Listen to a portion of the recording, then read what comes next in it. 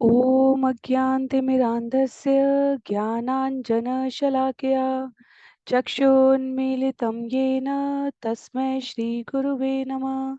जय श्री कृष्ण चैतन्य प्रभु नित्यानंद श्री अद्वैत गदाधर श्रीवासादि गौर भक्तिवृंद। हरे कृष्णा कृष्ण कृष्णा हरे हरे, हरे राम राम राम हरे हरे, हरे कृष्ण कृष्ण कृष्ण हरे हरे, हरे राम राम राम हरे हरे, हरे कृष्ण कृष्ण कृष्ण हरे हरे, हरे राम राम राम हरे हरे। हरे कृष्णा। सभी भक्तों को सादर प्रणाम। चैतन्य चरितामृत सत्र 39 में सभी भक्तों का स्वागत है। हम सभी यहाँ पर कृष्णदास कविराज गोस्वामी द्वारा लिखित एवं भक्ति वेदांत स्वामी श्रील प्रभुपाद द्वारा तात्पर्य सहित विवेचित चैतन्य चरितामृत आदि लीला अध्याय 12 आज के सत्र में आरंभ करने जा रहे हैं। जहाँ अध्याय 11 में हमने नित्यानंद प्रभु के शाखाओं प्रशाखाओं के विस्तार के बारे में श्रवण किया। उससे पूर्व अध्याय 10 में हमने स्वयं चैतन्य महाप्रभु जो भक्ति लता वृक्ष अध्याय 9 में उन्होंने रोपित किया था, जिसे कृष्णदास कविराज गोस्वामी बताते हैं, उसको श्रवण करते हैं। और आज के सत्र में अध्याय 12 में हम सभी गदाधर पंडित एवं अद्वैत आचार्य के द्वारा इस हरि नाम संकीर्तन प्रचार आंदोलन में क्या सहयोग किया गया है उसे श्रवण करेंगे। अगले अध्याय में अध्याय संख्या 13 में उल्लिखित किया गया है चैतन्य चरितामृत की कथा के मुख्य पात्र श्री चैतन्य महाप्रभु के आविर्भाव का। तो वहां से चैतन्य महाप्रभु के बाल्यकाल का, पौगंड लीला का, कैशोर्य लीला का, उनके गृहस्थ आश्रम का, उनके विवाह का, उनकी इन सभी व्यक्तिगत घटनाओं का उल्लेख है, जिसे हम सभी श्रवण करेंगे। आज के सत्र में आरंभ करेंगे प्रथम कुछ छंदों में जिस प्रकार प्रस्तावना वर्णित की जाती है उसको श्रवण करते हुए। तो पुनः आचार्यों के संकलन के आधार पर श्रील प्रभुपाद ने इस अध्याय में वर्णित श्लोकों के अनुरूप तात्पर्य के लिए भक्ति सिद्धांत सरस्वती ठाकुर के अनुभाष्य का और अन्य आचार्यों की पुस्तक का संदर्भ प्रस्तुत करते हुए हमें ये विषय आसानी से समझ में आए इस प्रकार से व्यक्त किया है। तो छंद संख्या 1 से मैं स्क्रीन शेयर करने का प्रयास करती हूँ।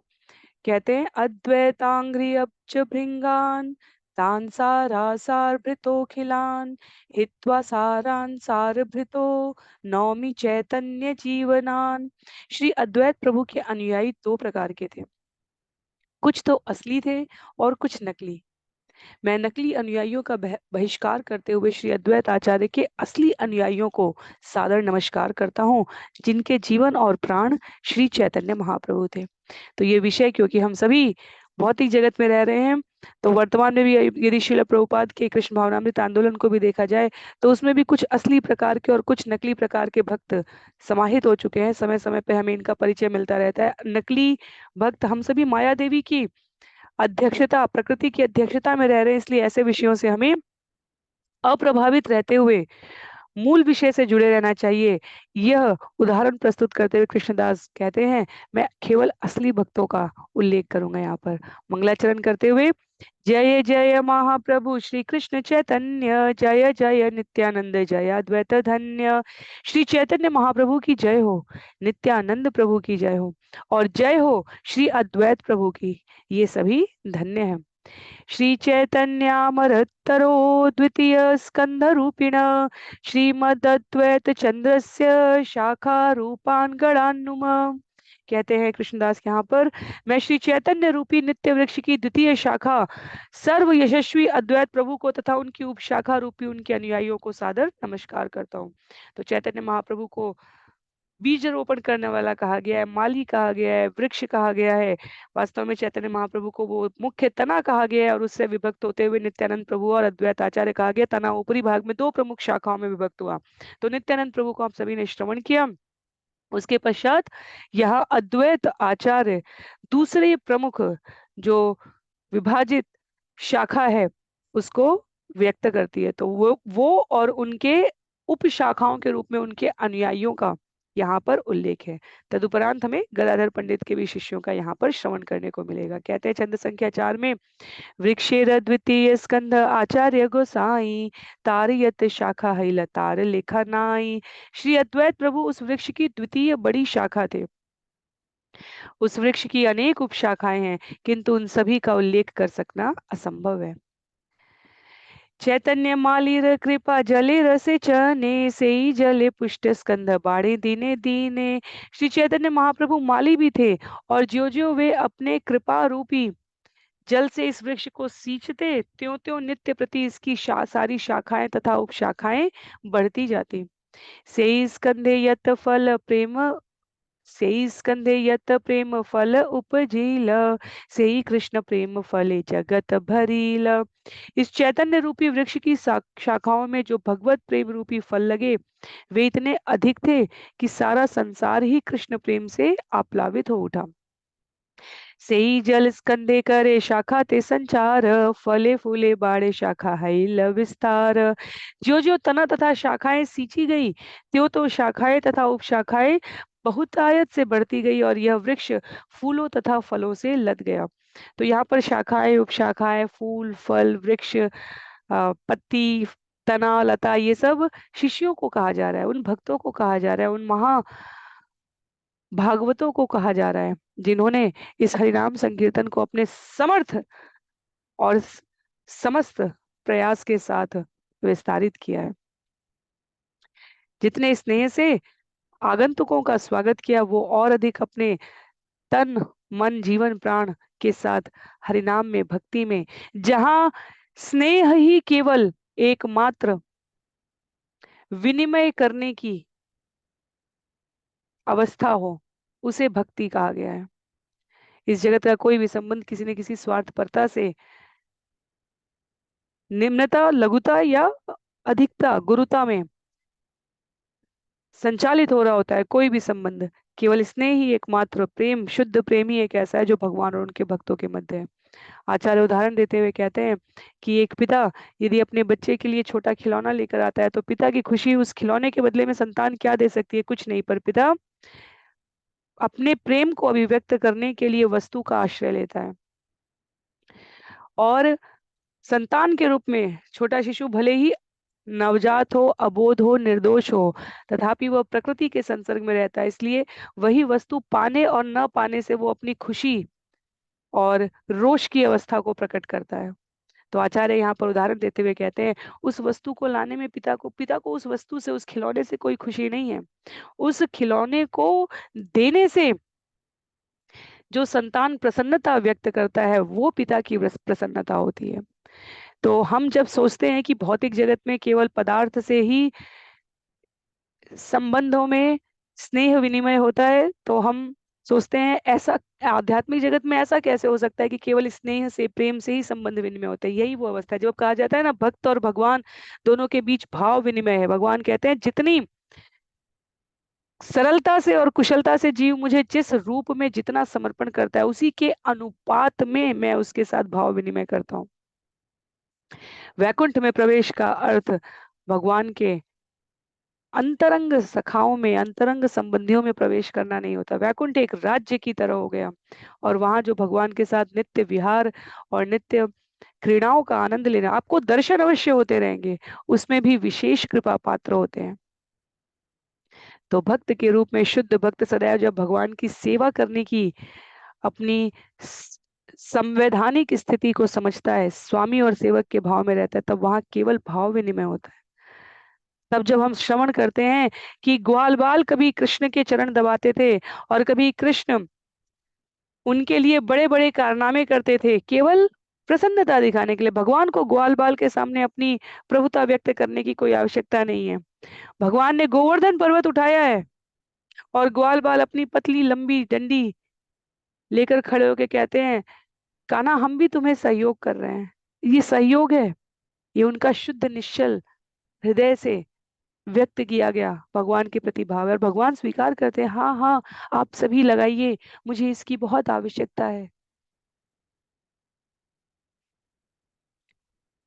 राधा दौड़ती है, नंद बाबा मैया यशोदा दौड़ते हैं, सब 7 दिन गोवर्धन पर्वत के नीचे खड़े रहते हैं, और उन्हें लगता है कि अपनी अपनी पतली इन डंडियों से वह कृष्ण का सहयोग कर रहे हैं। कृष्ण उनके लिए कोई चमत्कार दिखाने वाले ऐश्वर्यवान, सभी प्रकार के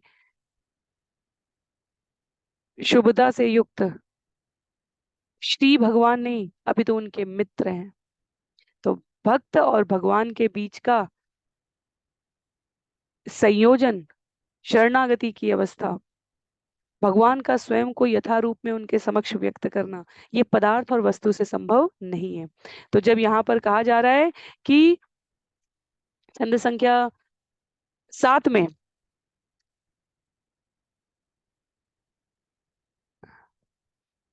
ज्यो ज्यो तना तथा शाखाएं सींची गई, त्यों त्यों शाखाएं तथा उपशाखाएं बहुतायत से बढ़ती गई, और यह वृक्ष फलों तथा फूलों से लद गया। तब इसका यह अभिप्राय है, स्नेह से चैतन्य महाप्रभु का प्रेम, उनके चरणों में बहुतायत से बढ़ता हुआ स्नेह जीवों को आकर्षित करता गया, और ये शाखाएं इस स्नेह से सिंचित होती गई। आगे बताते हैं आचार्य, प्रथमे त एक मत आचार्य गण, पाछे दुई मत हैला देवेर कारण। प्रारंभ में अद्वैत आचार्य के सारे अनुयायी एक ही मत को मानने लगे थे, किंतु बाद में वे संयोग से दो भिन्न भिन्न मतों का अनुसरण करने लगे। कृष्ण भावनामृत में भी, वर्तमान में भी ऐसा हो जाता है। व्यक्ति अपने मिथ्या अहंकार को नियंत्रित नहीं कर पाता, किसी ने कुछ बोल दिया, किसी ने किसी प्रकार से अनुशासित रहने के लिए कह दिया, और हमारा अपना प्रभुत्व, अरे हमें कैसे कह दिया, हम इतने बड़े, अनेकों प्रकार के। यहाँ पर दैवीय संयोग, कलयुग में भगवत भक्ति का प्रचार करना, आचार करना अत्यंत सरल भी है और अत्यंत कठिन भी है। तो वर्तमान में भी यदि हम सुने कि कृष्ण भावनामृत संघ के भीतर अलग अलग कभी कभी कुछ ना कुछ घटनाएं कतिपय श्रवण करने को मिलती है, तो इसमें आश्चर्य नहीं है। श्रील प्रभुपाद को बचपन में खेल में जो भी मुख्य कार्य होता था, कभी क्रिकेट में गुरु महाराज के लिए भी यही कहा जाता है, तो उन्हें वो प्रिय था कि जैसे क्रिकेट है तो बैट कर रहे हैं, और बाद में आचार्य भाव में व्याख्या में कहते हैं कि वास्तव में हम सभी इस जगत में माया देवी के खिलाफ बैटिंग ही तो कर रहे हैं। अनेकों प्रकार के दुख ताप, प्रलोभन, विरोध, कैसे जीव बहिरंगा शक्ति से अंतरंगा शक्ति की ओर अपने आप को ले जाए, उसके लिए जिस प्रकार के आकर्षण की, प्रतिकर्षण की आवश्यकता हो, प्रकृति का कार्य है कि वो जीव को उस प्रकार से बांध के रखे, और हम सभी उसको दूर करते हैं बैट से। जो ये बॉल के रूप में ये विभिन्न प्रकार के प्रलोभन आ रहे हैं, उसको दूर करने का प्रयास करते हैं। तो भाग्य की इच्छा से, ईश्वर की इच्छा से अद्वैत आचार्य के अनुयायी दो पक्षों में विभक्त हो गए। भक्ति सिद्धांत सरस्वती ठाकुर के समय पर भी ऐसा पाया गया था। श्रील प्रभुपाद के इस जगत से लीला तिरोधान के पश्चात भी कुछ समय काल तक ये अवस्था रही। उसके पश्चात श्रील प्रभुपाद यहाँ कहते हैं कि प्रारंभ में ओम विष्णुपाद परमहंस परिव्राजकाचार्य अष्टोत्तर शत श्री श्रीमद भक्ति सिद्धांत सरस्वती ठाकुर प्रभुपाद की उपस्थिति में सारे शिष्य एक मत थे। बाद में उनके तिरोभाव के बाद किंचित मतभेद शुरू ही हो गया था। तो एक परिचालक समिति बनाते हैं आचार्य व्यवहारिक रूप से इसको संचालित करने के लिए इस व्यवस्था को। तथापि जब गुरु इस जगत से जाते हैं तो थोड़ा बहुत असंतुलन आता ही है। श्रील प्रभुपाद कहते हैं, गुरु का आदेश था अपने गुरु के लिए कि परिचालक समिति बनाई जाए और गौड़ी मठ का प्रचार कार्य संपन्न किया जाए। फिर भी दो पक्ष बन गए थे, और बिना किसी फैसले के 40 वर्ष बाद भी वह किस्सा फंसा ही हुआ है। और अपने लिए कहते हैं श्रील प्रभुपाद, इसलिए हम किसी भी पक्ष से संबंधित नहीं है। यदि कोई गुरु के प्रचार कार्य को छोड़कर भौतिक संपत्ति मठ मंदिर संस्थान के विभाजन में लग जाए और प्रचार कार्य बंद कर दे, तो वह गुरु शिष्य परंपरा के आचार्यों में नहीं कहा जा सकता। गुरु शिष्य परंपरा के पूर्ववर्ती आचार्यों के संरक्षण में चैतन्य संप्रदाय का विश्व भर में प्रचार करने का नियम रहा है। और श्रील प्रभुपाद कहते हैं, मैंने अपने गुरु के उस नियम को स्वीकार किया, ना कि किसी भी पक्ष और प्रतिपक्ष के इस विभाजन भौतिक संपत्ति बांटने के कार्य को। और हम देख सकते हैं कि हमारा अंकिंचन प्रयास सफल रहा है। हमने उन सिद्धांतों का पालन किया है जिसे श्रील विश्वनाथ चक्रवर्ती ठाकुर ने भगवत गीता के श्लोक व्यवसायात्मिका बुद्धि एकेह कुरु नंदन, प्रत्येक शिष्य का कर्तव्य है कि वह अपने गुरु के आदेशों का दृढ़ता से पालन करे। और यदि हम आध्यात्मिक जीवन में प्रगति करना चाहते हैं, उसकी सफलता का रहस्य यही है, हम वपु से, शरीर रूप से यदि प्रत्यक्ष नहीं भी जुड़े हैं गुरु से, क्योंकि हर क्षण गुरु हमारे समीप, हमारे भाव में रह सकते हैं, हमारे कार्य सिद्धांत में रह सकते हैं। शरीर रूप में हर शिष्य के सामने प्रत्यक्ष रूप से वो दृष्टिगोचर नहीं हो सकते। तो हमारी आध्यात्मिक जगत में सफलता का रहस्य यह होता है कि हम अपने गुरु के आदेश में दृढ़ विश्वास रखें। बहुत सुंदर श्लोक है यहाँ पर, श्रील प्रभुपाद इसे उद्धृत करते हैं, क्योंकि हम यहाँ शाखाओं प्रशाखाओं को समझ रहे हैं। हमारे लिए जानना बहुत आवश्यक है कि हमारा मिथ्या अहंकार, हमारा प्रारब्ध भगवत भक्ति के आचार और प्रचार में व्यवधान न करें। कहते हैं यहाँ पर, यस्य देवे परा भक्ति यथा देवे तथा गुरो तस्य ते कथिता ह्यार्था प्रकाशन्ते महात्मन। जो व्यक्ति गुरु तथा पूर्ण पुरुषोत्तम भगवान के वचनों पर अटूट श्रद्धा रखता है, उसे वैदिक ज्ञान में सफलता का रहस्य प्राप्त हो जाता है। तो यदि हम वास्तव में किसी गुरु को, जिसे हमने हृदय से स्वीकार किया है, सर्वाधिक प्रसन्न करना चाहते हैं और वो गुरु शिष्य परंपरा में आते हैं, तो हम उनके सिद्धांत को, उनके ज्ञान को, उनकी शिक्षाओं को पालन करके ऐसा कर सकते हैं। बताते हैं श्रील प्रभुपाद कि स्वघोषित आचार्य दल के सदस्य वर्तमान में कृष्णदास कविराज गोस्वामी 500 वर्ष पूर्व की बातें बता रहे हैं कि कब अद्वैत आचार्य के लीला तिरोधान के पश्चात उनके द्वारा शिक्षित दीक्षित शिष्य विभाजित हो गए, और वह अभी तब का समय बता रहे हैं। और श्रील प्रभुपाद अपने गुरु के लीला तिरोधान के पश्चात का भी वही क्रम बताते हैं। वो कहते हैं वो आपस में भौतिक संपत्ति के बंटवारे में लग गए और वे प्रचार कार्य में कोई प्रगति नहीं कर सके। तो उनके द्वारा किया गया समस्त प्रसार प्रयास व्यर्थ कहा जाएगा। और वो कहते हैं, मैंने अपने गुरु के आदेश का पालन करने के लिए चैतन्य महाप्रभु की इस शिक्षा का कि नगरे नगरे ग्रामे ग्रामे प्रचार हो, अंतर्राष्ट्रीय कृष्ण भावनामृत संघ को संतुलित करके अपने गुरु की आज्ञा की अधिक से अधिक पुस्तकें छापी जाए, विश्व भर में वितरित की जाए, मंदिरों का निर्माण किया जाए, लोगों को आध्यात्मिक ज्ञान के समीप व्यवहार रूप में लाया जाए, यथाशक्ति करने का प्रयास किया है। और हमें गुरु और गौरांग की कृपा से आशातीत सफलता भी प्राप्त हुई है। तो कभी हम इस प्रकार की भौतिक जगत में संस्थाओं के संबंध में खबरें सुने, हमें ये देखना चाहिए कि कौन सा पक्ष सिद्धांत और व्यवहार के साथ आचार की शुद्धता से प्रचार का सामर्थ्य अर्जित कर रहा है, और हमें उसे गुरु शिष्य परंपरा का प्रतिनिधि समझकर उसका पालन करना चाहिए, उसका संग करना चाहिए। छंद संख्या 9 में कहते हैं, केहत आचार्य आज्ञा केहत स्वतंत्र, स्वमत कल्पना करे दैव पर तंत्र। कुछ शिष्यों ने आचार्य के आदेशों का दृढ़ता पूर्वक पालन किया और कुछ अन्य दैवीय माया के वशीभूत होकर अपना स्वतंत्र मत गढ़ने के कारण भटक गए। तो ये अद्वैत आचार्य की तत्कालीन शाखाओं के बारे में बता रहे हैं। कृष्णदास कविराज गोस्वामी कहते हैं, भटकाव की शुरुआत ही तब होती है जब शिष्यगण गुरु के आदेश का दृढ़ता पूर्वक पालन नहीं करते। जैसे भक्ति वेदांता स्वामी श्रील प्रभुपाद ने कहा, मेरे द्वारा नियुक्त शिष्य भविष्य में मेरी ओर से आज्ञाओं को अन्यों को प्रसारित करेंगे, पर व्यक्ति व्यक्ति का प्रतिरोध उसे अलग कर देता है। इनकी ही बात हम क्यों माने, जब गुरु ने कहा है कि इनकी बात माननी है, और वो जिनकी बात माननी है वो स्वयं एक व्यक्ति न होके एक समूह है, तो निश्चित रूप से उनमें से जो दृढ़तापूर्वक आचरण का पालन कर रहे हैं, संयमित होकर व्यवहार कर रहे हैं, वही तो प्रतिनिधित्व करते हैं गुरु की शिक्षाओं का। तो उनकी आज्ञा न मानने का हमें कोई विचार ही नहीं करना चाहिए। कहते हैं यहाँ पर शिल प्रभुपाद, आध्यात्मिक उन्नति में भौतिकतावादी आधार पर गढ़े गए विचार भटकाव की शुरुआत करते हैं। भौतिक विचारों में आध्यात्मिक उन्नति समंजित करने के लिए कोई स्थान नहीं होता। हमें बहुत ही दृढ़ता पूर्वक अपने गुरु के आदेशों का पालन करने का प्रयत्न करना चाहिए। आचार्य मत ये से ही मत सार, तारा आज्ञा लंघी चले से ही त असार। आध्यात्मिक जीवन में गुरु का आदेश ही जीवन सिद्धांत है। जो कोई गुरु की आज्ञा का उल्लंघन करता है वह तुरंत व्यर्थ असार हो जाता है।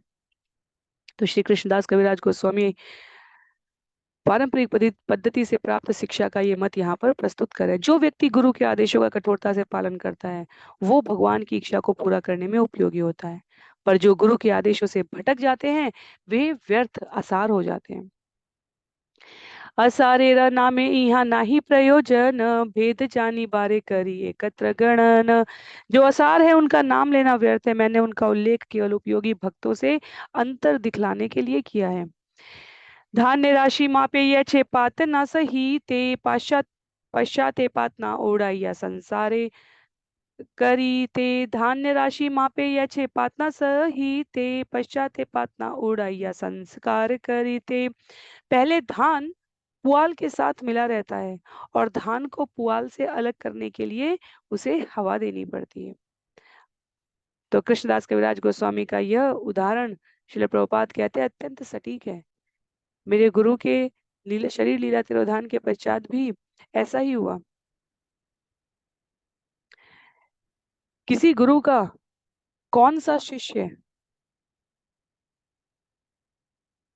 वास्तव में उनकी परंपरा का वाहक है और कौन नहीं है, इसका निर्णय, इसका विभाजन करने के लिए एक ही पंक्ति है। ऐसे शिष्य जो गुरु की इच्छा पूरी करने के लिए आवश्यक निर्दिष्ट कार्यकलापों में संलग्न है,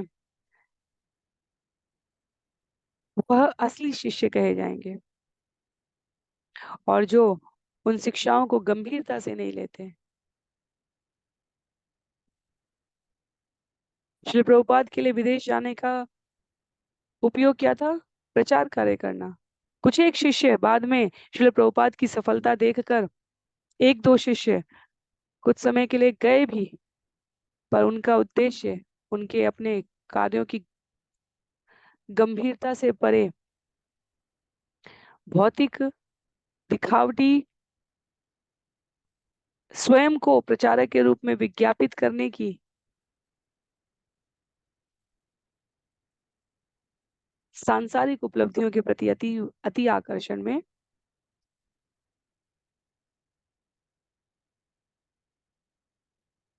जिस प्रकार धान से पुआल भूसा अलग किया जा रहा है वैसे दृष्टिगत हो गई। वास्तव में श्रील प्रभुपाद जब जब पूरे विश्व में कृष्ण भावनामृत आंदोलन स्थापित हो चुका था, उसके पश्चात वृंदावन में शिष्य रहने लगे थे, तब भी गौड़ी तथाकथित कुछ एक प्रचारकों के द्वारा उनको कहा गया, हम और श्रील प्रभुपाद गुरु भाई हैं, आप हमारी शरण में आइए, हमें हम भी आपके शिक्षा गुरु हैं। और उनसे उन्हें विदेशी शिष्य समझकर कि उनके पास धन संपत्ति उपलब्धि या भारत से बाहर स्थापित होने की एक उपकरण यंत्र विधि मानकर प्रयोग करने का भी प्रयास किया गया। श्रील प्रभुपाद ने इसको संयमित तरीके से नियंत्रित किया था। तो कृष्णदास कविराज गोस्वामी यहाँ वो संस्तुत विधि बता रहे हैं जिसके द्वारा ये आसानी से जाना जा सके कि कौन वास्तव में गुरु शिष्य परंपरा का वाहक है। कई बार पूछा जाता है असली गुरु कौन है, नकली गुरु कौन है, कैसे असली गुरु को जाने? तो कौन प्रचारक है, कौन व्यर्थ है, वो यहाँ समझा जा सकता है। जो गुरु की शिक्षाओं को, गुरु शिष्य परंपरा को सामने रखकर जब भक्तिवेदांत स्वामी श्रील प्रभुपाद के लिए गुरु वंदना गाई जाती थी उनके जीवित शरीर के समय, तब वे स्वयं व्यासासन पर बैठकर अपने गुरु के लिए गा रहे होते थे। शिष्य ने पूछा, हम आप क्यों गा रहे हैं? बोले, मैं अपने गुरु को स्मरण कर रहा हूँ। ज्ञान परंपरा में निर्वाहित होता है, भगवान ने स्वयं उपस्थित होकर इसे प्रस्तुत किया है, तो इसमें संशय की कोई उपस्थिति ही नहीं। छंद संख्या 13 में कह रहे हैं, अच्युतानंद बड़ शाखा आचार्य नंदन, आजन्म से विलाते हो चैतन्य चरण। अब यहाँ पर अद्वैत आचार्य की प्रामाणिक शाखा का उल्लेख करते हुए बता रहे हैं, अद्वैत आचार्य की एक विशाल शाखा थे, उनके पुत्र अच्युतानंद। वे अपने जीवन के प्रारंभ से ही चैतन्य महाप्रभु के चरण कमलों की सेवा में संलग्न रहे। चैतन्य गोसाई गुरु केशव भारती, एई पितार वाक्य सुनी दुख पाइला अति। जब अच्युतानंद ने अपने पिता से यह सुना कि केशव भारती चैतन्य महाप्रभु के गुरु थे, तो वे अत्यधिक अप्रसन्न हुए। अद्वैत आचार्य पंच तत्वों में आते हैं। चैतन्य महाप्रभु के गुरु केशव भारती ये सुन के अद्वैत आचार्य के पुत्र क्यों दुखी होंगे, हमें समझना रहेगा। कहते हैं, जगत गुरु ते तुम्ही एक जगत गुरु ते तुम्ही करे छे उपदेश, तुम्हारे ही उपदेश नष्ट है देश। उन्होंने अपने पिता से कहा, आपका ये उपदेश कि केशव भारती श्री चैतन्य महाप्रभु के गुरु हैं, सारे देश को बर्बाद कर देगा। हमें सुनने में लग रहेगा कि ऐसा क्यों? हम अच्युतानंद को जो अद्वैत आचार्य के पुत्र हैं, इतनी विशाल शाखा कह रहे हैं। कहते हैं, क्यों कहते हैं? क्योंकि उनकी भाव की समृद्धता तो देखिए। कहते हैं, चौदह भुवनेर गुरु चैतन्य गोसाई, तार गुरु अन्य एक को न शास्त्र नाई। श्री चैतन्य महाप्रभु तो 14 लोकों के गुरु हैं, किंतु आप बतलाते हैं कि उनका गुरु कोई अन्य है। इसकी पुष्टि किसी मान्य शास्त्र द्वारा नहीं होती है। पंचम वर्षेर बालक कहे सिद्धांतेर सार, सुनिया पाइला आचार्य संतोष अपार। जब अद्वैत आचार्य ने अपने 5 वर्ष के पुत्र अच्युतानंद से यह वाक्य सुना, तो उन्हें परम संतोष हुआ, क्योंकि ये सिद्धांत का सार था। भगवान गुरु इसलिए बनाते हैं ताकि वो जगत को गुरु शिष्य परंपरा समझा सके। सांदीपनी ऋषि ने क्या भगवान को 64 दिन में 64 विद्याएं सिखाई? जो समस्त रिद्धि सिद्धि विद्याओं के आगार हैं, वह गुरु की महत्ता समझाने के लिए विद्या सीखने जाते हैं। क्या विश्वामित्र ने राम और लक्ष्मण को धनुष विद्या सिखलाई? भगवान पहले से जानते हैं। क्या विश्वामित्र से पहले वशिष्ठ मुनि, जिन्हें राजकुमारों की देखरेख का कार्य मिला था, उन्होंने सिखाई? नहीं। तो अद्वैत आचार्य के 5 वर्ष के पुत्र अच्युतानंद कहते हैं कि भगवान तो समस्त शिक्षाओं के उद्भूत करता है। इस जगत में वह केवल अपने लीला को व्यक्त करने के लिए गुरु बनाते हैं, और आप उन्हें इस प्रकार गुरु कह उनके गुरु इस प्रकार उन्हें सामान्य मनुष्य कह रहे हैं। तो अद्वैत आचार्य के सीता देवी से अच्युत, कृष्ण मिश्र तथा गोपाल का दास, ये 3 पुत्र हुए, जो महाप्रभु के कट्टर अनुयायी हुए हैं। इन्हीं अच्युतानंद की यहाँ पर बात की जा रही है।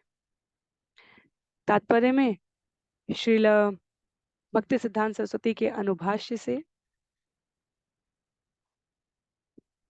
किस वर्ष से किस वर्ष के बीच में किस पुत्र ने क्या किया है और कितने समय तक कहाँ रहकर प्रचार कार्य किया है, उसका उल्लेख है। तो चैतन्य भागवत में जो हमने श्रवण किया है, वृंदावन दास ठाकुर के द्वारा लिखा गया है, उसमें उल्लेख आता है कि अद्वैत प्रभु का छोटा सा बालक, जब उनकी आयु केवल 3 वर्ष थी, जब चैतन्य महाप्रभु शांतिपुर स्थित अद्वैत प्रभु के घर पधारे थे, तो वो 3 वर्ष का बालक यूं ही चैतन्य महाप्रभु के चरण कमलों पर गिर पड़ा। महाप्रभु ने तुरंत उन्हें गोद में उठाकर कहा, प्रिय अच्युत, अद्वैत आचार्य मेरे पिता हैं, अतएव हम दोनों भाई हुए हैं। तो बहुत स्नेह प्राप्त हुआ है वहां पर अच्युतानंद को, और विभिन्न जो अनुयायी रहे हैं उनका संग भी प्राप्त हुआ है।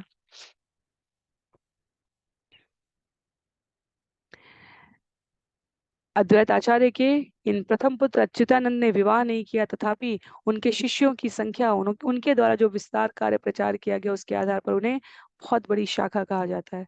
अर्थात असंख्य संख्या में उन्होंने विभिन्न दिशाओं में अनुयायी बनाए और चैतन्य महाप्रभु के इस हरि कीर्तन आंदोलन को स्थापित किया।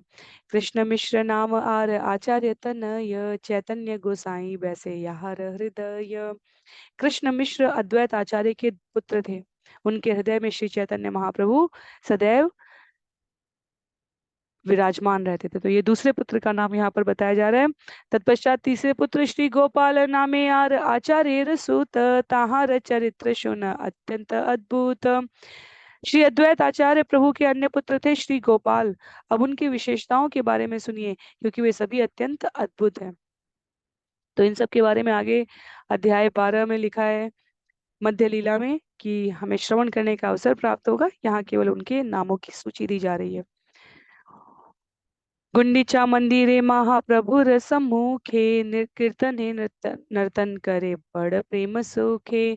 जब भगवान चैतन्य अपने हाथ से जगन्नाथपुरी में गुंडीचा मंदिर की सफाई करते थे, तब गोपाल बड़े प्रेम और मुदित भाव से महाप्रभु के समक्ष नृत्य कर रहे होते थे। तो जब भगवान का रथ जगन्नाथ बलदेव सुभद्रा रथ यात्रा में आरंभ होते हैं, 3 किलोमीटर करीब दूरी पर गुंडीचा मंदिर है। तो उससे जगन्नाथपुरी रथ यात्रा जिस दिन होती है, उससे एक दिन पहले गुंडीचा मार्जन की बात करें, क्योंकि भगवान आ रहे हैं तो मंदिर की सफाई होनी है। तो पूरा अध्याय रहेगा आगे, जहाँ कितनी कुशलता से एक एक कोने, दरारें और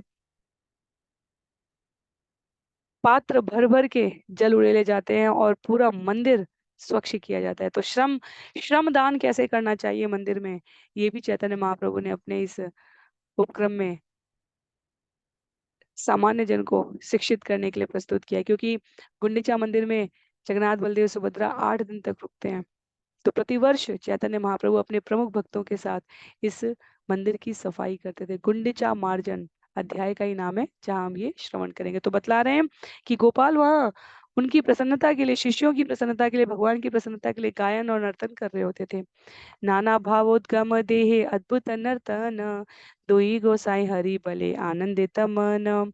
जिस समय चैतन्य महाप्रभु तथा अद्वैत प्रभु हरे कृष्ण मंत्र का कीर्तन करते तथा नाचते थे, तब उनके शरीरों में विविध भावातिरेक के लक्षण प्रकट होने लगते और उनके मन अत्यंत प्रमुदित होते थे।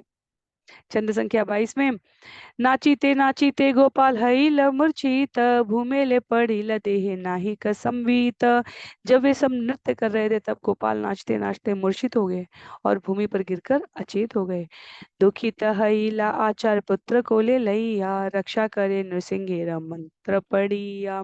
अद्वैत आचार्य प्रभु अत्यंत दुखी हुए। वे अपने पुत्र को अपनी गोद में उठाकर उसकी रक्षा के लिए नृसिंह मंत्र का उच्चारण करने लगे। नाना मंत्र पढ़े नाचा नाहय चेतन, आचार्य र दुखे वैष्णव करे न क्रंदन। अद्वैत आचार्य ने विभिन्न मंत्रों का उच्चारण किया, किंतु गोपाल को होश नहीं आया। अतएव वहां पर उपस्थित सारे वैष्णव उनकी व्यथा से शोकातुर होकर रोने लगे। तबे महाप्रभु तार हृदय हस्त धरी, उठह गोपाल कैल बल हरि हरि। तब चैतन्य महाप्रभु ने गोपाल की छाती पर अपना हाथ रखा और उससे कहा, प्रिय गोपाल उठो और भगवान के पवित्र नाम का कीर्तन करो। उठी त गोपाल प्रभु स्पर्श ध्वनि सुनी, आनंदिता हैया सबे करे हरि ध्वनि। जब गोपाल ने महाप्रभु की आवाज सुनी और उनके स्पर्श का अनुभव किया, तो वह तुरंत उठ पड़ा और सारे वैष्णव खुशी में हरे कृष्ण महामंत्र का कीर्तन करने लगे। स्थान स्थान पर वास्तव में चैतन्य महाप्रभु ने इस प्रकार की सिद्धियों को व्यक्त किया है, पर इसको कभी प्रचारित नहीं किया। यह वो अपने अंतरंग शिष्यों और भक्तों के साथ करते हैं। वर्तमान में भी हमारे आचार्य गुरु महाराज के संदर्भ में भी कहा जाता है, निश्चित रूप से गुरु महाराज के पास सिद्धियां थी। तो क्योंकि भक्त अपने शब्दांजलि में अर्पित करते हुए बताते हैं अपने घटनाओं का, कभी किसी के मन में कोई भाव होता है और गुरु महाराज उसके सामने उसे व्यक्त अवस्था में कह देते थे। कभी किसी ने सिर्फ सोचा था कि इस अवसर पर ऐसा होगा और गुरु महाराज ने प्रत्यक्ष में उसे करके दिखा दिया बिना उसे बताए हुए। तो शिष्य कहते हैं अपने अपने गुरुओं के प्रति जो आदर भाव होता है उसके अनुसार कि जो प्रामाणिक गुरु शिष्य परंपरा के आचार्य होते हैं वह सिद्धि रिद्धि सिद्धि को एक किनारे रखते हैं, क्योंकि सामान्य जन आकर्षित होकर भगवान की भक्ति से विरत न हो जाए। पर जब आवश्यकता होती है अंतरंग शिष्यों के लिए, तब समय समय पर गुरु इसे प्रकट भी करते हैं। तो यहाँ पर चैतन्य महाप्रभु इसे प्रकट करते हैं स्पर्श मात्र से। जिसे सभी ने कह दिया कि अब जीवित नहीं है, उसे हृदय स्पर्श करके चैतन्य महाप्रभु कहते हैं, उठो और नृत्य करो, गायन करो, हरिनाम का प्रचार करो, और वो यूं ही सहज उठ जाए। तो यह संभव है, गुरु की कृपा से कुछ भी संभव है। छंद संख्या 27 में कहते हैं, आचार्य आर पुत्र श्री बलराम, आर पुत्र स्वरूप शाखा जगदीश नाम। अद्वैत आचार्य के अन्य पुत्र श्री बलराम, स्वरूप तथा जगदीश थे। तो इस प्रकार 6 पुत्र बताए गए। प्रथम 3 के बारे में हमने श्रवण किया। इन 3 के बारे में अद्वैत चरित्र नामक संस्कृत ग्रंथ में लिखा है कि ये तीनों मायावादी, बाद में ये स्मार्त सिद्धांत में अपने आप को, ये वैष्णव समाज द्वारा परित्यक्त कर दिए गए थे, क्योंकि यह अ, भगवान को पूर्ण पुरुषोत्तम परमेश्वर नहीं मानते थे, और देवताओं की जो स्वार्थ युक्त उपासना होती है, जिसमें जीव भ्रमित हो जाते हैं। तो पंच तत्व के रूप में हमारे अद्वैत आचार्य स्वयं विष्णु तत्व विस्तार है, और उनको इस जगत को संचालित करने के लिए इस प्रकार का समय समय पर अभिनय करना ही होता है। तो इनकी गणना वैष्णवों में नहीं होती है, क्योंकि ये भगवान के पूर्ण साकार स्वरूप और उनकी लीलाओं के संग अपना सामंजस्य नहीं रखते। तो ना तो ये हमारी गुरु शिष्य परंपरा की जो संवाहक गोस्वामियों की पद्धति है, परंपरा है, उसमें माने जाते हैं, और ना ही ये वैष्णवों में माने जाते हैं। प्रथम 3 पुत्रों ने चैतन्य संप्रदाय का प्रचार करने के लिए अपना पूरा जीवन समर्पित कर दिया, और अन्यों ने उस पर सदैव संशय और कुतर्कों को, और बाद में भौतिक उपलब्धियों में अपने समय को अधिक व्यतीत किया। तो प्रचार कार्य से वह परे थे। आगे है, कमलाकांत विश्वास नाम आचार्य किंकर, आचार्य व्यवहार सब ताहार गोचर। आचार्य अद्वैत का अत्यंत विश्वास पात्र नौकर कमलाकांत विश्वास अद्वैत आचार्य के सारे आचारों व्यवहारों को जानता है। तो कमलाकांत का उल्लेख मध्य लीला में आएगा। यहाँ आचार्य बताते हैं, वह चैतन्य महाप्रभु के अत्यंत विश्वस्त सेवक थे। मध्य लीला में उल्लेख है चैतन्य महाप्रभु का एक ब्राह्मण भक्त कमलाकांत परमानंद पुरी के साथ जगन्नाथपुरी जाने का। वह निजी सचिव के रूप में कुछ समय तक कार्य भी करते हैं। नीलांचल लेते हो एक पत्रिका लिखी या प्रताप रुद्रेर पाशदिल पाठाइया। जब कमलाकांत विश्वास जगन्नाथपुरी में थे तो उनसे किसी के हाथों एक चिट्ठी महाराज उन्होंने किसी के हाथों एक चिट्ठी महाराज प्रताप रुद्र के पास भेजी थी और कहा था, सेई पत्र कथा आचार्य नहीं जाने, कौन पाके सेई पत्री आइला प्रभु स्थाने। किसी को इस चिट्ठी के विषय में पता नहीं था, किंतु यह चिट्ठी किसी तरह श्री चैतन्य महाप्रभु के हाथ लग गई थी, और उसमें था, से पत्री ते लेखा आछे एई त लिखन, ईश्वरत्वे आचार्य रे करी आछे स्थापन। इस चिट्ठी में यह प्रमाणित किया गया था कि अद्वैत आचार्य भगवान के अवतार हैं, किंतु तार दैवे किछु हई आछे ऋण, ऋण शोधी बारे चाही तंका शत तीन। किंतु साथ ही यह भी उल्लेख था कि अद्वैत आचार्य के ऊपर हाल ही में 300 रुपए का ऋण चढ़ गया है कमलाकांत विश्वास, जिसको चुकाना चाहते हैं। पत्र बाड़िया प्रभु मने हैल दुख, बाहिरे हासिया किछु बले चंद्रमुख। चैतन्य महाप्रभु यह चिट्ठी पढ़कर अत्यंत दुखी हुए, यद्यपि ऊपर से उनका मुख अब भी चंद्रमा के समान चमक रहा था। इस प्रकार हंसते हुए महाप्रभु ने ये कहा, आचार्य रे स्थापी याचे करी या ईश्वर, इथे दोष नाही आचार्य दैवत ईश्वर। उसने अद्वैत आचार्य को भगवान के रूप में स्थापित कर दिया, इसमें उसका कोई दोष नहीं है, क्योंकि वे सचमुच साक्षात भगवान है। तो यहाँ पर कमलाकांत विश्वास के ऊपर भगवान स्मित हास्य भी कर रहे हैं और दुखी भी हो रहे हैं। ये कथा यहाँ पर कृष्णदास कविराज गोस्वामी ये अंतर बताने के लिए कि कैसे भौतिक दृष्टि से यदि जीव चमत्कार समझ भी जाएगा तो भी वो उसके परे नहीं जा पाएगा।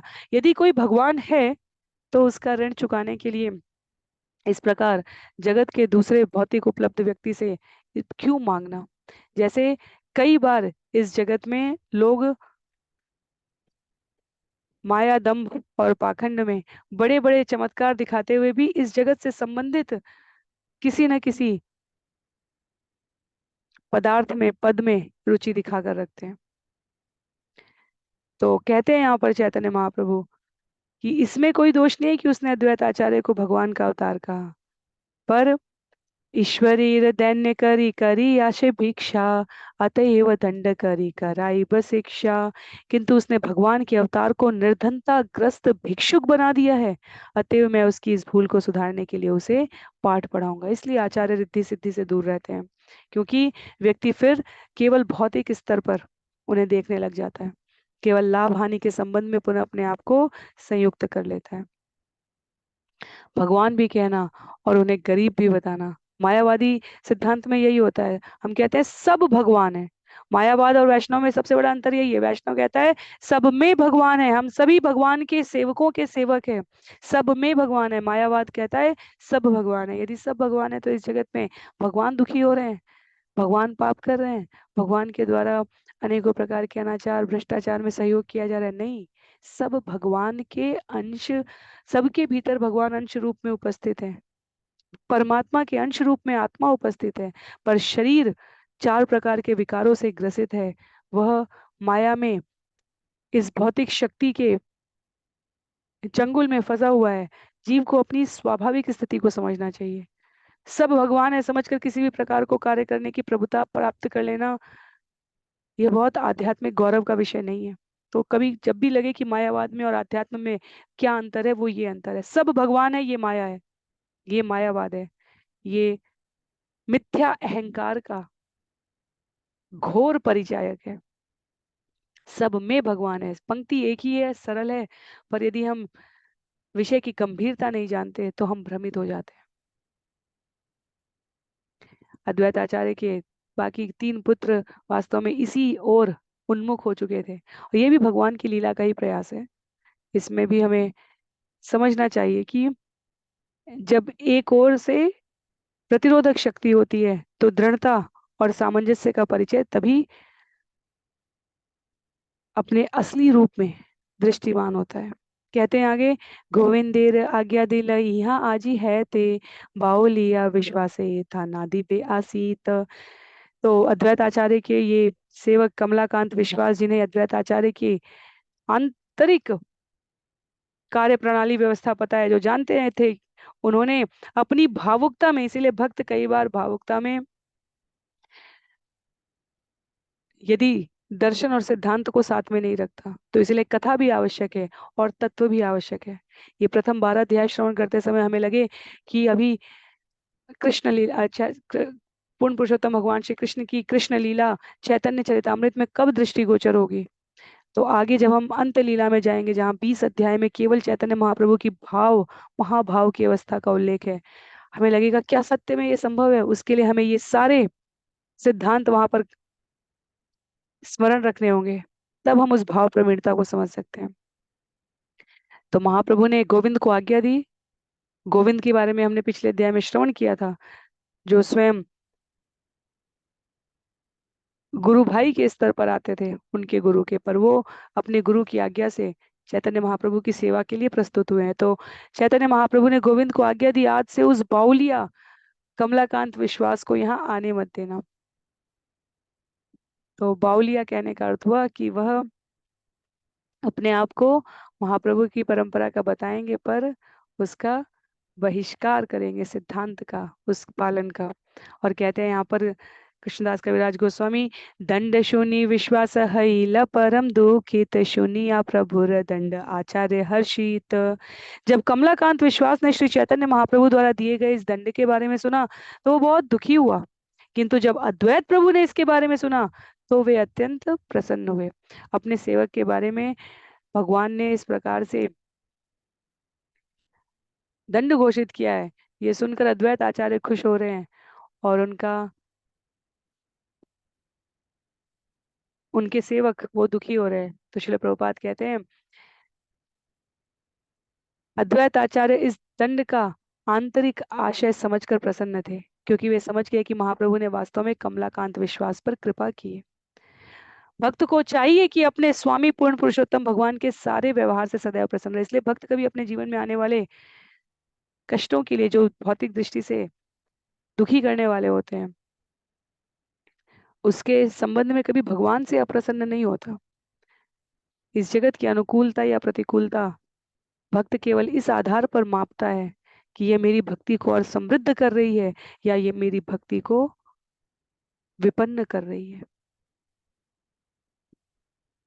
अन्यथा अन्य सभी अवसरों पर कार्यों में भगवान का भक्त हंसी खुशी भगवान की सेवा में लगा रहे, अन्य सभी कुछ उसके लिए द्वितीय श्रेणी के हो जाते हैं। तो छंद संख्या 38 में कमलाकांत विश्वास से संबंधित कथा को आगे बताते हुए कहते हैं, विश्वास रे कहे तुमी बड़ भाग्यवान, तुम्हारे करीला दंड प्रभु भगवान। कमलाकांत विश्वास को प्रसन्न देखकर अद्वैत आचार्य प्रभु ने उससे कहा, तुम तो परम भाग्यशाली हो कि भगवान चैतन्य महाप्रभु द्वारा दंडित हुए हो।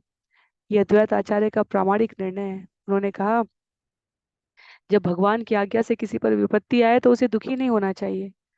माता कुंती और पांडवों के जीवन में सदैव बने रहने वाले भगवान श्री कृष्ण ने उनके जीवन से विपत्तियों का हरण नहीं किया था।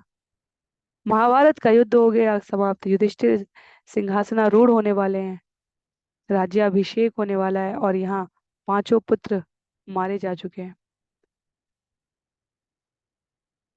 अतिशय बड़भागी को भगवान अपनी लीला में प्रतिकूल पक्ष में खड़ा करते हैं। जय और विजय, हिरण्यकशिपु और हिरण्याक्ष, हमेशा ये मेरे प्रिय आचार्यों द्वारा बताए गए विषय होते हैं, क्योंकि ये समझना भी कि हम भगवान की लीला में पात्र बनने की योग्यता रखते हैं, अपने आप में सात्विक शुद्ध अभिमान कहा जा सकता है।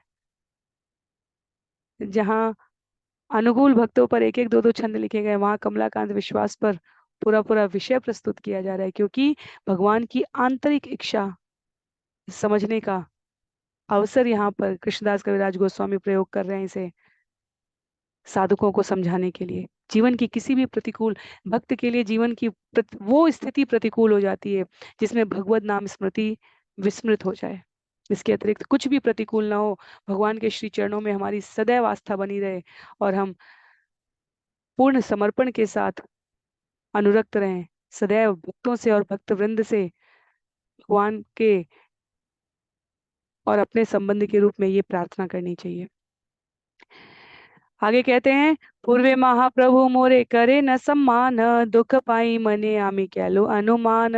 पहले तो चैतन्य महाप्रभु अपने वरिष्ठ की तरह मेरा आदर करते थे, किंतु मुझे ऐसा पसंद न था आदर, अतः मेरा मन दुखित होने के कारण मैंने एक योजना बनाई थी। तो अद्वैत आचार्य अपने सेवक कमलाकांत विश्वास को बता रहे हैं कि तुम अपनी बात करते हो, तुम दुखी हो रहे हो कि चैतन्य महाप्रभु तुमसे रुष्ट हुए हैं। मैं बताता हूँ, क्योंकि वो सदैव मेरा वरिष्ठ के रूप में, आचार्य के रूप में सम्मान करते थे और मैं जानता हूँ कि वो कौन है स्वाभाविक रूप से, तो मुझे ये प्रिय ना था कि वो सदैव मुझे मान दे।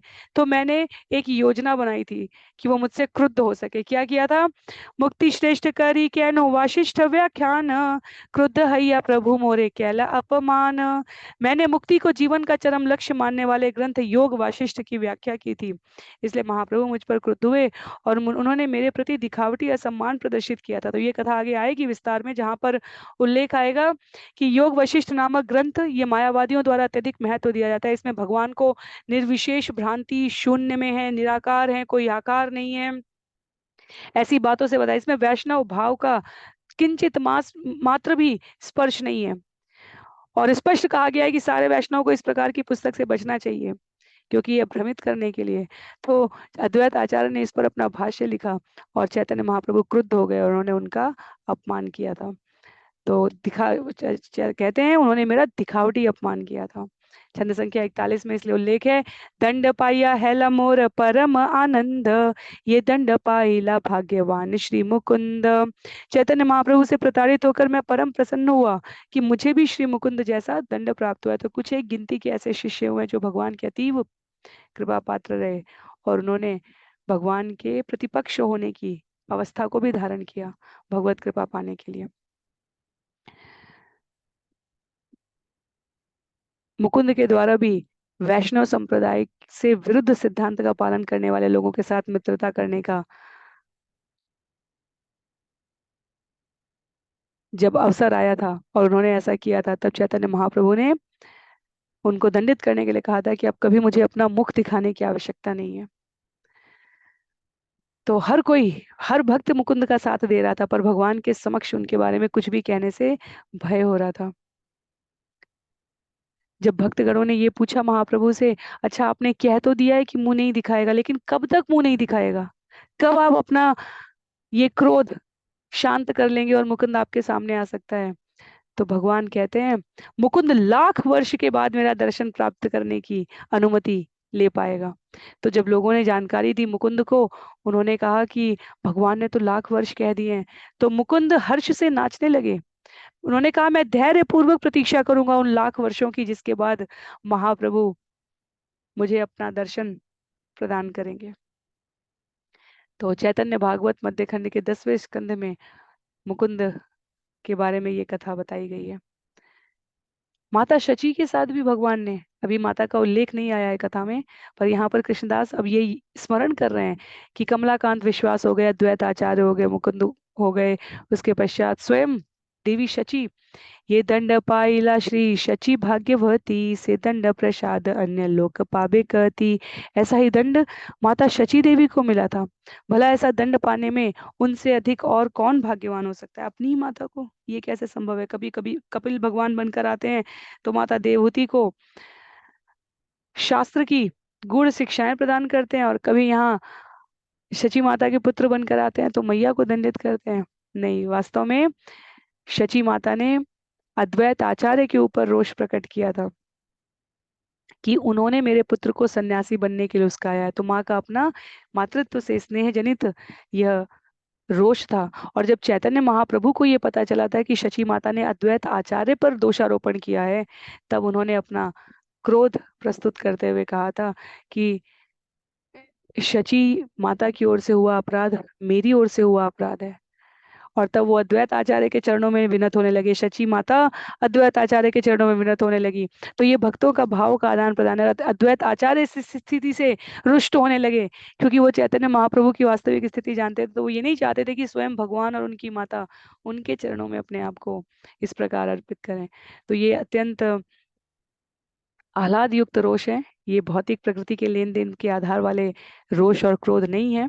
कहते हैं यहाँ पर कृष्णदास कविराज कि एतक ही आचार्य तारे कई करी या आश्वास, आनंदित हैला आइला महाप्रभु पाश।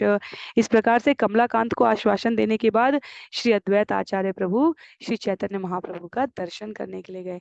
तो वहां वो कहेंगे प्रभु के कहे न तोमार ना बुझिए लीला, आमा है तब प्रसाद पात्र करी ला कमला। श्री अद्वैत आचार्य ने भगवान चैतन्य से कहा आपकी दिव्य लीलाएं मेरी समझ में नहीं आ सकती। आप मुझ पर जितनी कृपा करते हैं उससे अधिक कृपा आपने कमलाकांत पर कर दी। क्रोध को वो यहाँ पर लीला कहते हैं। उन्होंने कहा कि आखिर कमलाकांत का ऐसा कौन सा भाग्य रहा कि आपने प्रत्यक्ष रूप से क्रोध दिखाया उस पर। आमारे ह कभु ये नाहय प्रसाद, तुम्हार चरण आमी की कैनो अपराध। आपने कमलाकांत पर जो कृपा की वो इतनी महान है कि आपने मुझ पर कभी भी ऐसी कृपा नहीं की। भला मैंने आपके चरण कमलों पर कैसा ऐसा कौन सा अपराध कर दिया कि ये कृपा आपने मुझ पर नहीं दिखलाई। आचार्य के ऊपर चैतन्य महाप्रभु रुष्ट अवश्य हुए थे, पर ये नहीं कहा था कि कभी मेरे पास मत आना। और कमलाकांत को आदेश मिला कि कभी उनके पास ना आना। अर्थात कमलाकांत के प्रति प्रदर्शित कृपा अद्वैत आचार्य कहते हैं कि मेरी तुलना में अधिक है। तो ये आपस में हास परिहास व्यंग का वो स्तर है जहाँ भगवान समझ गए कि अद्वैत आचार्य अपने इस सेवक पर कृपा रखना बनाए रखना चाहते हैं, और चैतन्य महाप्रभु से कहना चाहते हैं कि आप अपना आदेश वापस ले लें। तो एतशुनि महाप्रभु हासी तेला गीला, बोलाइया कमला कांते प्रसन्न हईला। ये सुनकर चैतन्य महाप्रभु हर्षित होकर हंसने लगे और तुरंत ही उन्होंने कमलाकांत विश्वास को बुला लिया।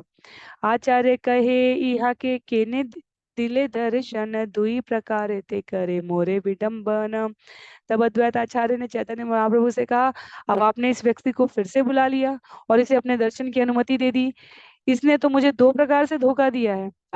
अब यहाँ पर यह खींचातानी चल रही है। सुनिया प्रभु रमन प्रसन्न हईला, दुहार अंतर कथा दुही से जानीला। जब चैतन्य महाप्रभु ने यह सुना तो उनका मन प्रसन्न हो गया। केवल वे ही एक दूसरे के मन की बातें समझ सकते थे। प्रभु कहे बाउलिया ऐसे काहे कर, आचार्य रे लज्जा धर्म हानि से आचर। श्री चैतन्य महाप्रभु ने कमलाकांत को समझाया, तुम तो बाउलिया हो, जिसको वस्तुओं की सही स्थिति के बारे में ज्ञान नहीं होता। तुम इस तरह क्यों करते हो? तुम अद्वैत आचार्य की गोपनीयता को क्यों भंग करते हो? उनके धार्मिक सिद्धांतों को क्यों क्षति पहुंचाते हो? तो ये सब गूढ़ बातें होती है, जहाँ भगवान और भगवान के पार्षद अपनी रिद्धि सिद्धि को इसलिए व्यक्त नहीं करते क्योंकि जगत का ध्यान वो भक्ति की ओर लाना चाहते हैं। ऐसी चमत्कारिक सिद्धियां तो किसी भी क्षण प्राप्त की जा सकती है, पर वह मानव जीवन का प्रमुख प्रयोजन नहीं है। यह स्पष्ट करने के लिए भगवान ने ये कथा की है। तो कमलाकांत विश्वास ने अज्ञानतावश, प्रताप रुद्र बहुत बड़े पात्र हैं पूरे चैतन्य लीला में, वे आगे आएंगे। उनके पास ये उन्होंने जो 300 रुपए का ऋण चुकाने की याचना के साथ भेजा था। ये सत्य है कि अद्वैत आचार्य पूर्ण पुरुषोत्तम भगवान के अवतार हैं, पर भगवान को किस बात की कमी? इस जगत में भी कई बार ऐसा होता है। इस क्षण पे हम लोग आज का सत्र समाप्त करेंगे, पर इस जगत में भी कई बार ऐसा होता है। कई बार जब लोग भक्ति के धर्म के मर्म को नहीं समझते तो कहते हैं, अरे, जैसे भगवान अ, चैतन्य महाप्रभु के समय काल पर भी ऐसा हुआ था। मैं हमेशा जो तुलसीदास जी का उदाहरण देती हूँ, उनके समय काल में श्रील प्रभुपाद के शिष्यों के साथ भी ऐसा हुआ। कहा, अरे, विदेशी शरीर वाले क्या जाने कि हरे कृष्ण महामंत्र तो भारत का है। तो क्या भारत के बाहर की भूमि भगवान के सीमा क्षेत्र से परे हो गई? ब्रह्मांडों के नियंता के लिए क्या इस धरती पर हम स्वयं कह रहे हैं कि भगवान एक है, और हम कह रहे हैं कि अन्य जो प्राणी हैं, क्या उनके भगवान कहीं और से आएंगे? नहीं ना। तो ये समझने की बात होती है। हम अपने शरीर जन्य, भौगोलिक या किसी प्रकार के जातिगत भाव में इतने व्यक्त न अपने आप को अभिव्यक्त इतना इतना विस्मृत न कर ले कि हम भगवान की संवैधानिक स्थिति पर प्रश्न चिन्ह लगाने लगे। भगवान का भक्त बनने के लिए एक ही पात्रता आवश्यक है, भगवान के चरणों में पूर्ण शरणागति, निर्मल हृदय। इसके अतिरिक्त भगवान ने स्वयं जब कोई बंधन नहीं लगाया, तो धर्म के ठेकेदार बनकर हमें अन्य प्राणियों को भगवत कथा से, भगवत नाम से, भगवत चिंतन से, भगवान के बारे में अध्ययन से रोकने का कोई अधिकार नहीं है।